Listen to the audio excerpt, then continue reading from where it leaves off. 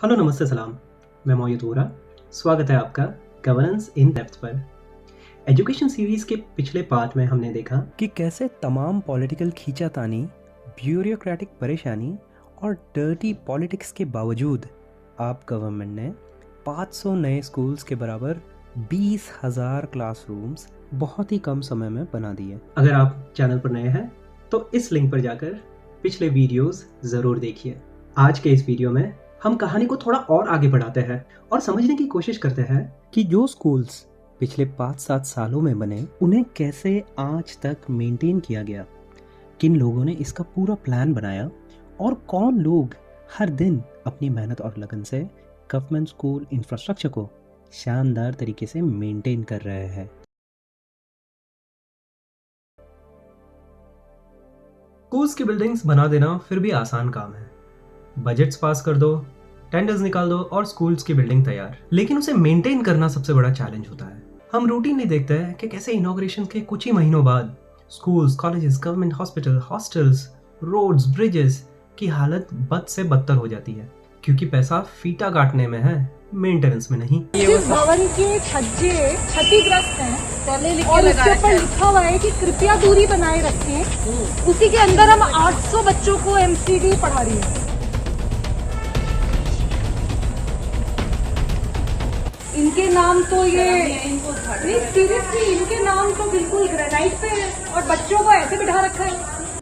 Government infrastructure projects में maintenance की provisioning नहीं की जाती, इसलिए हम रूटीनली देखते हैं कि कोई पॉलिटिकल डिग्निटरी या रूटीन इंस्पेक्शन के पहले स्कूल को वाइट वॉश किया जाता है, क्लासरूम्स को फूलों से सजाया जाता है, रेड कार्पेट वेलकम अरेंज किया जाता है और विजिट्स के तुरंत बाद मुन्ना भाई एमबीबीएस की सेट्स की तरह सारा कुछ गायब। बाबूजी आ गए! बाबूजी आ गए! क्या? बाबूजी आ गए? अरे बाबूजी आ गए! जल्दी करो! बाबूजी आ गए! अबे कालिए! अबे तेरी तो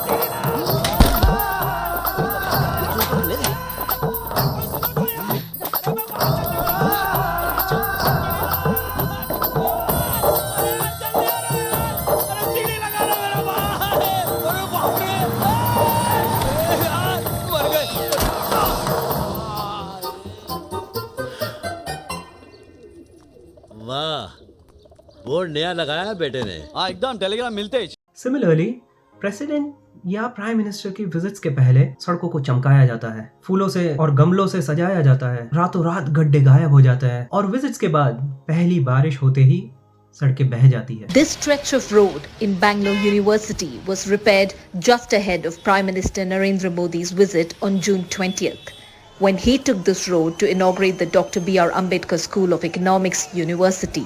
This is a case of corruption and lopsided priorities. These last-minute tarring of the roads is only a facade and generally done overnight, spending a lot of money, and the work is of very poor quality and durability. A total of 23 crores of taxpayers' money was spent, but clearly we see now that's gone down the drain. हम लोग देखते हैं बहुत सारी, जैसे प्रधान जी ने सड़कें बनवाई, विधायक जी ने सड़कें बनवाई और वो कभी एक बारिश कभी 4 बारिश में उखड़ जाती हैं। ये तो एक्सप्रेस वे है, इस पे हाई स्पीड में गाड़ियां आएंगी बढ़िया बढ़िया। तो इस चीज को आप लोग कैसे इंश्योर करते हैं कि जो कंस्ट्रक्शन क्वालिटी है वो दुरुस्त हो? देखिए, 3 तरह से कंस्ट्रक्शन क्वालिटी को दुरुस्त किया जाता है। जब फाइनल होगी तो इसका मेंटेनेंस फेज भी आएगा, 5 साल तक ये लोग इसको मेंटेन करेंगे। दूसरा, हम थर्ड पार्टी इस ऑडिट कराते हैं, तो एक एक इसका मटेरियल, एक एक कंस्ट्रक्शन क्वालिटी चेक होती है, लैब्स में जाके चेक किए जाती है। ये एक्सप्रेसवे बुंदेलखंड के कोने कोने को विकास, स्वरोजगार और नए अवसरों भी जोड़ने वाला है।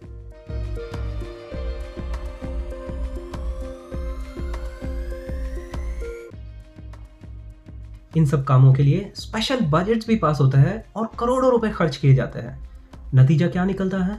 ना बच्चों को अच्छी स्कूल्स मिलती है, ना पब्लिक को अच्छा इंफ्रास्ट्रक्चर, ना अच्छी सड़कें। इसके विपरीत दिल्ली स्कूल्स में चाहे x US first lady Melania Trump की विजिट हो या पॉलिटिकल डेलीगेशंस हो या फिर चाहे ध्रुव राठी की विजिट हो, स्कूल मैनेजमेंट में कभी हड़कंप नहीं मचता। दिल्ली के सरकारी स्कूल, सर्वोदय बाल विद्यालय नई दिल्ली का ये स्कूल है, बहुत पब्लिसाइज किया जाता है। इन्हें कहा जाता है केजरीवाल सरकार के द्वारा कि इन्हें वर्ल्ड क्लास बना दिया गया है। मैं इस हॉल को देख के स्पीचलेस हो गया हूँ, इतना जबरदस्त हॉल बना हुआ है। ये क्लास ऐसे चल रहे हैं। इतना तो मैंने एक्सपेक्ट नहीं किया था गवर्नमेंट स्कूल से। मैंने खुद भी दिल्ली के गवर्नमेंट स्कूल्स विजिट किए। यूट्यूब पे कई सारे वीलॉग्स अवेलेबल है जहाँ पर आपको रियलिटी दिखती है। कहीं लिपाई पुताई की ज़रूरत नहीं पड़ती या फिर स्लम्स को छिपाने के लिए दीवारें नहीं बनानी पड़ती।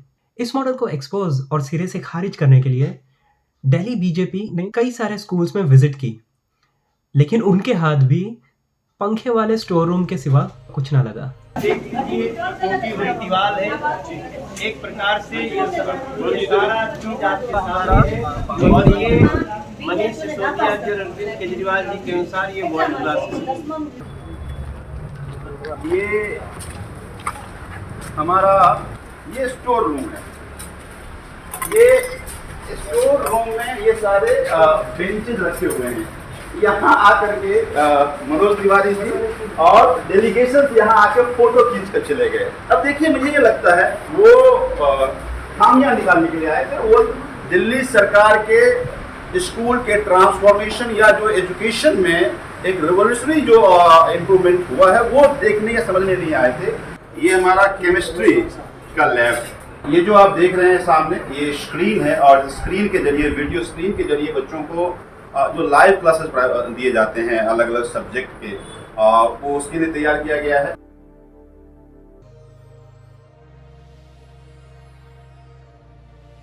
गवर्नमेंट स्कूल्स के प्रिंसिपल्स के पास कई सारी रिस्पॉन्सिबिलिटीज होती है। अगर वे सिर्फ स्कूल्स के मेंटेनेंस ही करवाते रहे तो वो और कुछ काम कर ही नहीं पाएंगे, इसलिए मेंटेनेंस पीछे रह जाता है। मनीष जी को 2015 में शुरुआती स्कूल विजिट्स और प्रिंसिपल्स के साथ इंटरैक्शंस के दौरान ये प्रॉब्लम का पता चला। इस इशू को सॉल्व करने के लिए पिक्चर में आता है एस्टेट मैनेजर्स। दिल्ली सरकार ने ही एस्टेट मैनेजर्स का जो प्रयोग है ये क्यों शुरू किया? दिल्ली में एक बहुत खास बात है कि हमारे स्कूल्स बहुत बड़े हैं। हमारे यहाँ पढ़ने वाले बच्चों की संख्या बहुत बड़ी है। शायद देश के किसी भी शहर में इतने बड़े स्कूल्स नहीं हैं। तो हमारे जो प्रिंसिपल्स हैं, जिन्हें एक्चुअली स्कूल लीडर्स मानना चाहिए, जिन्हें एकेडमिक लीडरशिप देनी चाहिए स्कूल्स की, उनका बहुत सारा समय स्कूल्स की मेंटेनेंस में जाता था। प्रिंसिपल्स खुद ये कहते थे जब हमारी पिछले साल उनसे बातचीत होनी शुरू हुई कि जी हम एकेडमिक्स पे कैसे ध्यान दें, हमें तो देखना पड़ता है कि स्कूल की साफ़ सफाई हुई कि नहीं, आज टॉयलेट ख़राब हो गया है, आज पंखा टूट गया है, आज हमें शीशा रिपेयर करवाना है। इसलिए पॉलिसी बनाई गई कि गवर्नमेंट स्कूल में हर प्रिंसिपल अपने स्कूल के लिए एस्टेट मैनेजर अपॉइंट करेंगे। गवर्नमेंट ने सिर्फ एलिजिबिलिटी के लिए रूल्स बना दिए कि एस्टेट मैनेजर्स 65 ईयर्स से कम होने चाहिए, गवर्नमेंट पीएसयूज या डिफेंस से रिटायर्ड होने चाहिए और टैक्स सेवी होने चाहिए। इन्हें अपॉइंट या टर्मिनेट करने की रिस्पॉन्सिबिलिटी भी प्रिंसिपल्स को ही दी गई ताकि अकाउंटेबिलिटी भी निर्धारित हो सके और चेक्स एंड बैलेंसेस भी मेंटेन हो और गवर्नमेंट का इंटरवेंशन मिनिमम रहे। पहली बार ऐसा हुआ है कि किसी एचओएस को अपना स्टाफ अपॉइंट करने की पावर मिली है। किसी भी एचओडी को इस तरह से डायरेक्ट इंडिविजुअल स्तर पे अपॉइंटमेंट करने की पावर देश में कहीं नहीं है। आपको पहली बार मिली है, पूरी लिबर्टी दी। अब अगर आपका स्टेट मैनेजर आपने अपॉइंट ठीक वाला आदमी नहीं किया तो ये आपकी गलती है और आप ही के पास में पावर है कि आप उसको हटा सकते हैं। अब आप एक्सक्यूज नहीं दे सकते कि साहब हम क्या करें जी, हमारा तो एस्टेट मैनेजर खराब है। अब एस्टेट मैनेजर खराब नहीं है, फिर आपकी नियुक्ति की प्रक्रिया खराब है, फिर आपकी योग्यता खराब है, फिर आप ठीक आदमी नियुक्त नहीं कर पाए। तब अगर ऐसा होगा तो आपकी जिम्मेदारी है इनसे काम लेना। जिस दिन भी मैं आया और मैं बहुत आता हूँ ये स्कूल में, आप ये मान लो कि मेरी गारंटी है, जिस दिन भी मैं आया और मुझे गंदगी दिखी तो उस दिन आप नहीं। कहीं ना कहीं इसका बेसिस स्वराज मॉडल से ही आ रहा था, मैक्सिमम डिवॉल्यूशन ऑफ पॉलिटिकल पावर। हम पूरे इंडिया में इसका उल्टा देखते हैं। किसी भी भर्ती के लिए फाइल्स जो होती है वो नीचे से ऊपर तक और ऊपर से नीचे तक चलती है। जितना ज़्यादा कॉम्प्लेक्स प्रोसेस, उतना ज़्यादा हर लेवल पर कट, उतना ज़्यादा करप्शन, उतना ज़्यादा पब्लिक और टैक्स पेयर के पैसे का वेस्टेज, और जो अप्लाई कर रहे हैं उनका टाइम, उनका करियर, उसकी भी बर्बादी। बस इसीलिए बन गए हम विश्वगुरु। प्राइम टाइम टेलीविजन के लिए यह सब मुद्दा नहीं है, हो ही नहीं सकता है। इस वक्त टीवी पर थीम एंड थ्योरी वाला मुद्दा चलता है। थीम एंड थ्योरी क्या हुआ? जैसे 2009 में मोदी के सामने कौन, 3 मूर्ति में किस किस की मूर्ति होनी चाहिए, इन सब मुद्दों पर बहस खूब होती है। अमेरिकी पत्रकार स्टीवन ब्रिल ने किताब लिखी है टेलीस्पिन। इस किताब में उन्होंने लिखा है कि अमेरिका में सरकारी नौकरियों में भर्ती की प्रक्रिया बहुत लंबी और जटिल है। क्या आप जानते हैं वहां कितना समय लगता है, जिसे लेकर स्टीवन ब्रिल नाराज हैं? मात्र 90 दिन। भारत में सरकारी नौकरियों की बहाली में 4-4 साल लगते हैं। परीक्षा देकर नौजवान 1 साल से लेकर 3 साल तक इंतजार करते हुए उनका वक्त गुजर जाता है। तो कई बार फॉर्म भरने के बाद 4-4 साल तक परीक्षा का ही पता नहीं चलता है। इंडिया के गवर्नमेंट स्कूल्स की हिस्ट्री में पहली बार हुआ था कि 1000 एस्टेट मैनेजर्स स्कूल्स के मेंटेनेंस के लिए अपॉइंट किए गए थे। इनका काम हर रोज स्कूल शुरू होने से पहले हर क्लासरूम को विजिट करके ये इंस्पेक्ट करना था कि हर क्लासरूम में lights, fans, projectors, blackboards, cleanness, maintenance, hygiene, toilets की साफ सफाई बिल्कुल सही है। इतना ही नहीं, इनकी ये भी रिस्पॉन्सिबिलिटी थी कि हर बच्चा स्कूल में सेफ रहे। एक ऐप बनाया गया ताकि हर प्रॉब्लम को डॉक्यूमेंट, नोटिफाई और टाइमली वे में रिजॉल्व किया जा सके। हर एस्टेट मैनेजर को हर दिन इस ऐप में सारी डिटेल्स इनपुट करनी थी। हर एस्टेट मैनेजर को सुबह स्कूल खुलने से पहले स्कूल पहुंचना, 8:15 बजे तक हर एस्टेट मैनेजर की रिपोर्ट फाइल हो जाना, 9 बजे तक हर HOS उन पे जो भी रिक्वायर्ड एक्शन है वो इनिशिएट करें कि जो भी हमारे स्कूल में प्रॉब्लम है वो रिजॉल्व हो जाए। 10:30 बजे तक DD जोन्स और DD डिस्ट्रिक्ट्स के पास सारी नोटिफिकेशंस अपने जोन और डिस्ट्रिक्ट की पहुंच जाएं। क्या क्या इशू है जो DD को एस्केलेट किया गया है कि हम स्कूल के लेवल पे नहीं सॉल्व कर सकते हैं, प्लीज़ आप इंटरवीन करिए। और DDs के एक्शन के बाद 11 बजे तक सारी action taken reports director of education के और मिनिस्टर ऑफ एजुकेशन के फ़ोन पर और उनके लैपटॉप पर उनके सामने हो कि पूरी दिल्ली के हमारे सरकारी स्कूलों का क्या हाल है। इसके माध्यम से भी जो सिस्टम्स में कुछ कमियां हो सकता है, जो टाइम लगता हो, रोज़ इन्हें अब रियल टाइम बेसिस पे रिजॉल्व किया जाएगा। पिछले 5 हफ्ते में 7320 इश्यूज रिजॉल्व हो चुके हैं, जिसमें से 3492 मेंटेनेंस रिलेटेड इश्यूज थे, 2151 सैनिटेशन रिलेटेड इश्यूज थे और 1677 सिक्योरिटी रिलेटेड इश्यूज थे। दिल्ली के सरकारी स्कूल एक सुधार की तरफ हैं और जो एक सपना शायद हम सब ने देखा है कि दिल्ली के सरकारी स्कूल प्राइवेट स्कूलों से बेहतर हो, शायद उस सपने के पूरे होने के करीब हम लोग पहुंच रहे हैं। नई बिल्डिंग्स भी इनकी देखरेख में ही बनी तो कॉन्ट्रैक्टर्स कंस्ट्रक्शन क्वालिटी में झोल भी नहीं कर सके। आइए एक एस्टेट मैनेजर सर से सुनता है। I am Arun Juneja. I retired as a very senior executive from Punjab National Bank.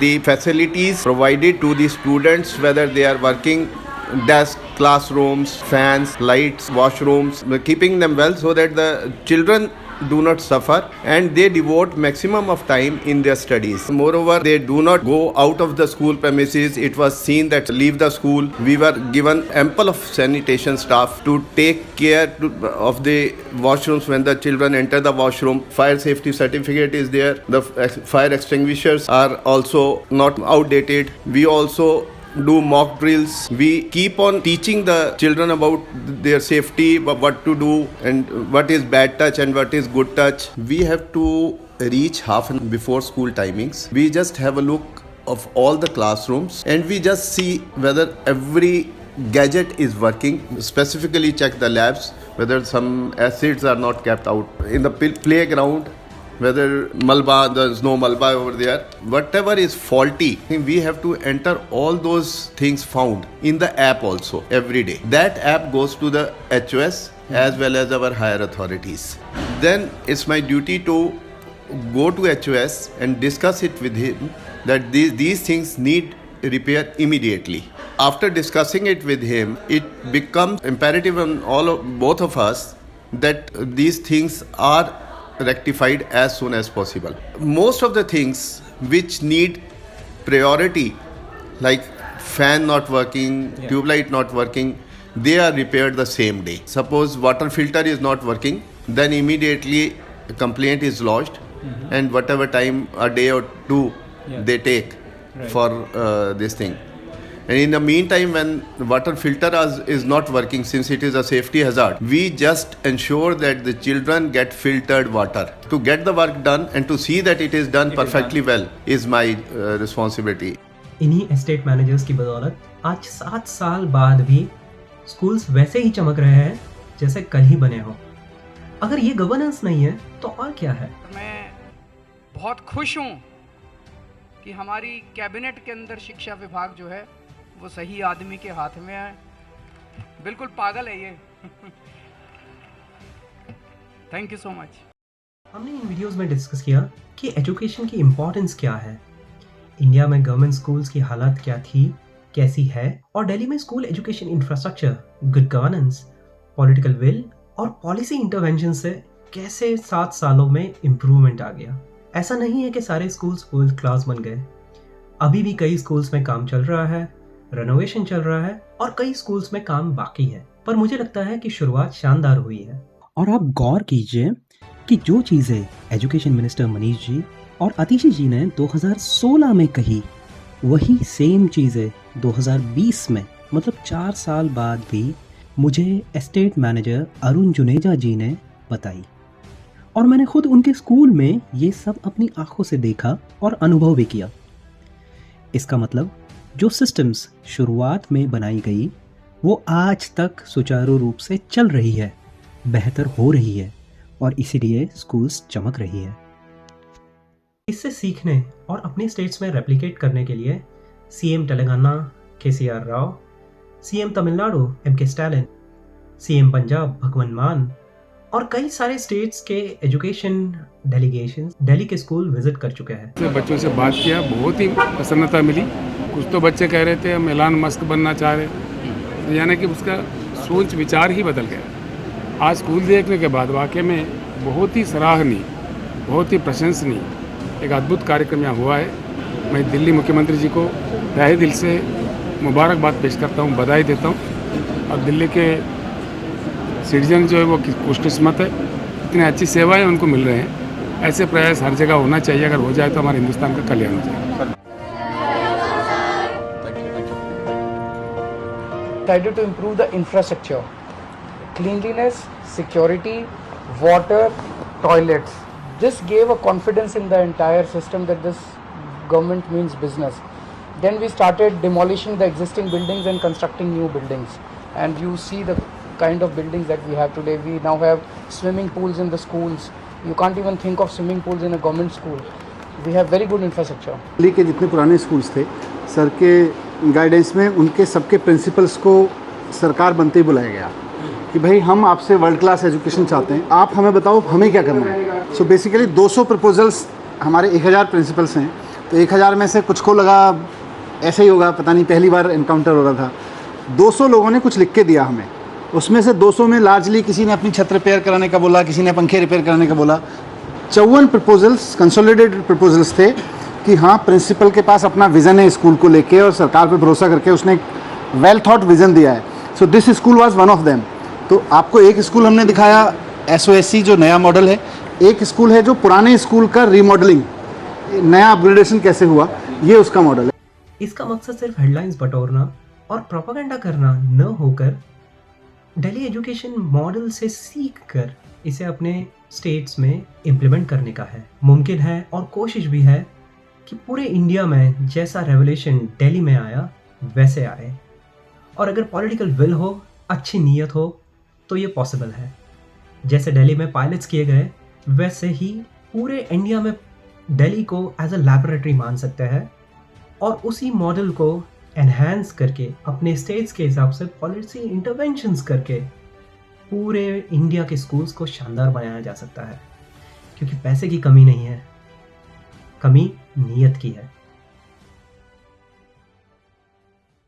मैं आशा करता हूं कि आपको ये वीडियोस इंफॉर्मेटिव लगे और आप समझ पाए कि गवर्नेंस, पॉलिसीज़ और पॉलिटिक्स हमारी लाइफ को कितना ज़्यादा अफेक्ट करते हैं। हमने एजुकेशन से शुरुआत की और दिल्ली एजुकेशन इंफ्रास्ट्रक्चर को डिटेल में डिस्कस किया, लेकिन सिर्फ शानदार इमारत बनाने से देश का भविष्य नहीं बनता। उसे बनाने के लिए शानदार टीचर्स की ज़रूरत होती है। तो अगले वीडियो में हम इसी पर डिस्कस करेंगे।